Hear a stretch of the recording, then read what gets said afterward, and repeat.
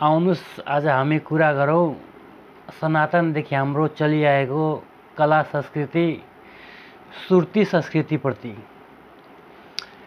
सुर्ती वास्तवमा समाजमा हेपिएको छ।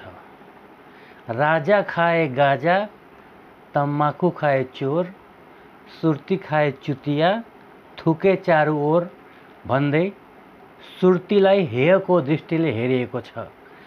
तर सुर्ती विचार गर्नुहोला तपाईले, सुर्तीले सामाजिक परिवेशमा एउटा आफ्नो छुट्टै स्थान बनाएको छ। सुर्तीले समाजमा वर्गीय विभेद अन्त्य गरेछ।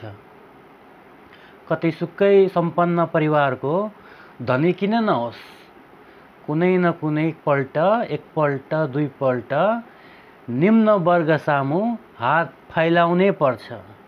दाजु हाम्रोलाई खिल्ली बनैया, नत्र भए दाजु डिब्बा दियो त नि। सुर्ती संस्कृतिले समाजमा जातीय विभेद अन्त्य गर्न पनि महत्त्वपूर्ण भूमिका खेलेको छ। उपल्लो भनिएका जातहरू ब्राह्मण क्षेत्रीहरूले कथित तल्लो जातका डोम चमार सामु पनि तलतल लागेको बेला हात फैलाउनै पर्छ। भिख माग्ने पालो त्यस बेला उपल्लो जातका मान्छेहरूको रहन्छ र जातीय विभेदको एक किसिमको अन्त्य हुन्छ। भइयो डिब्बा दियो त नि, एक खिली हाम्रोला बनैया। सामान्यतया छुन पनि नमान्ने तल्लो जातका मानिसहरूको खैनी चल्छ। त्यस बेला एक किसिमको सामाजिक क्रान्तिमा सुर्ती खैनीले महत्त्वपूर्ण स्थान बनाएको छ।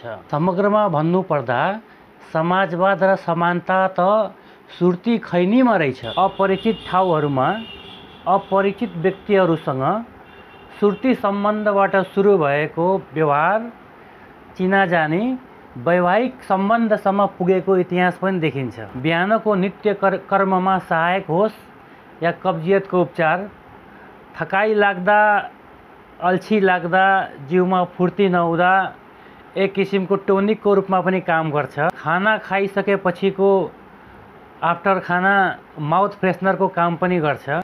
एक्लोपनको राम्रो साथी हो सुर्ती खैनी। तपाईले खैनी खाने मान्छे कहिले पनि एन्जाइटी र डिप्रेसनको शिकार भएको नसुन्नुभयो होला। र एन्जाइटी र डिप्रेसन भएको मान्छेले सुर्ती खैनी खाए पनि केही मात्रामा आराम मिल्ने गरिएको पाइएको छ।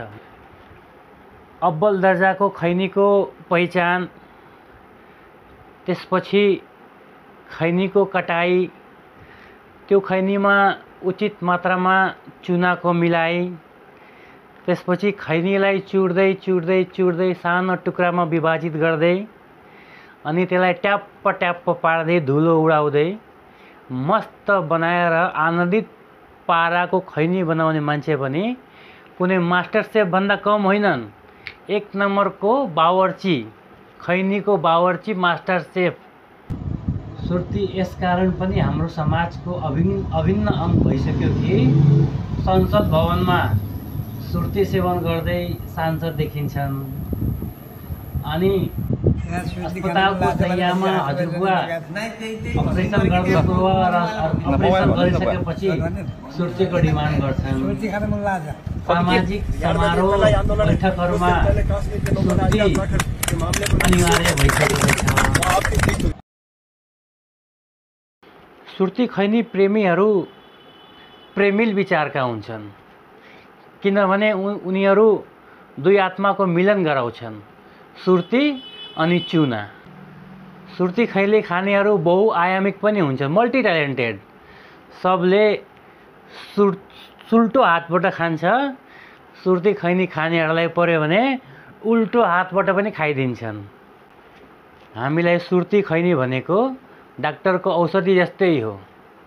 बिहान उठ्ने बित्तिकै नित्य कर्मको लागि, त्यसपछि एक कप चियाको लागि, त्यसपछि दिउँसोको खाना र नास्तापछि, साँझको चियापछि अनि बेलुकाको खानापछि।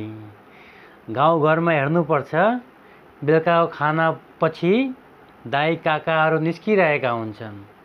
खैनी ट्याप ट्याप झार्दै नभएकाहरू, खैनी नभएकाहरू, कोही आफ्नो गाउँलेसँग मागेर पनि काम चलाउनको लागि। यसरी खैनी खराब मात्रै होइन, हाम्रो सामाजिक कला संस्कृतिमा पसिसकेको छ र खैनी सुर्ती संस्कृति पुस्तान्तरणसँगै सरिरहेको छ। त्यसकारण सुर्तीलाई त्यति विधि हेला नगरौँ। अनि सुर्ती प्रेमी साथीहरूले लाइक, सेयर र कमेन्ट गरिदिनु होला, अनि सब्सक्राइब पनि। अनि सुर्ती खाएको देखि नसक्ने साथीहरूले पनि सुर्तीको विरोधमा लाइक, सेयर, कमेन्ट अनि सब्सक्राइब गरिदिनु होला। धन्यवाद। आँखामा झाँस पर्यो।